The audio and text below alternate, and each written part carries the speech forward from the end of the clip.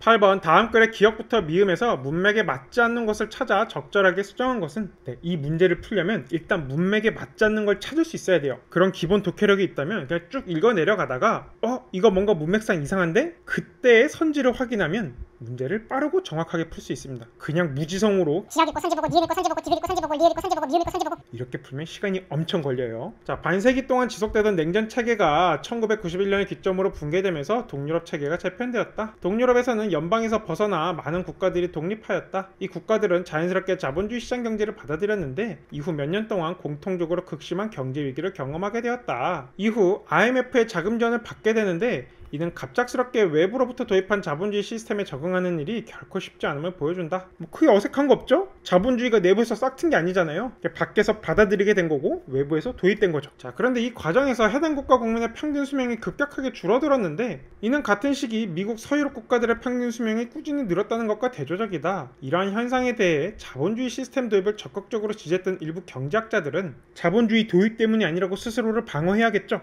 그래서 이거는 자본주의 때문이 아니라 오래전부터 이어진 동유럽 지역 남성들의 과도한 음주와 흡연, 폭력과 살인 같은 비경제적 요소를 주된 원인으로 꼽았다. 즉, 경제체제의 변화랑 상관이 없어. 자본주의 시스템 도입 때문이 아니다. 여기까지도 아주 흐름상 자연스러워요. 자, 그런데 이러한 주장에 의문을 품은 영국의 한 연구자는 해당 국가들의 건강지표가 IMF의 자금 지원 전후로 어떻게 달라졌는지를 살펴보았다. 여러 사회적 상황을 고려하여 통계 모형을 만들고 또 IMF 자금 지원을 받은 국가와 다른 기관에서 자금 지원을 받은 국가를 비교하였다. 자, 이렇게 비교하면 자금 지원 자체가 어떤 문제를 야기하는 건지 아니면 자금 지원 자체가 문제라기보다는 IMF가 얘가 자금을 지원해서 문제가 생기는 건지를 알 수 있겠죠. 그래서 같은 시기에 독립한 동유럽 국가들 중 슬로베니아만 유일하게 IMF가 아닌 다른 기관에서 돈을 빌렸다. 그래서 지금 이 슬로베니아랑 비교해보면 되겠죠. 비교해보니까 이 두 곳의 차이는 IMF는 자금을 지원받은 국가에게 경제와 관련된 구조조정 프로그램을 실시하게 한 반면 슬로베니아를 지원한 곳은 그렇게 하지 않았다는 점이다.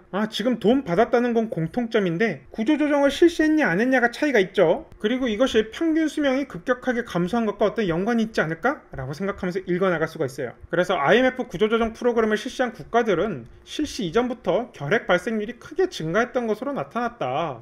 이거 뭔가 띠용하죠? 이게 무슨 소릴까? 계속 읽어볼게요. 그러나 슬로베니아는 같은 기간에 오히려 결핵 사망률이 감소했다.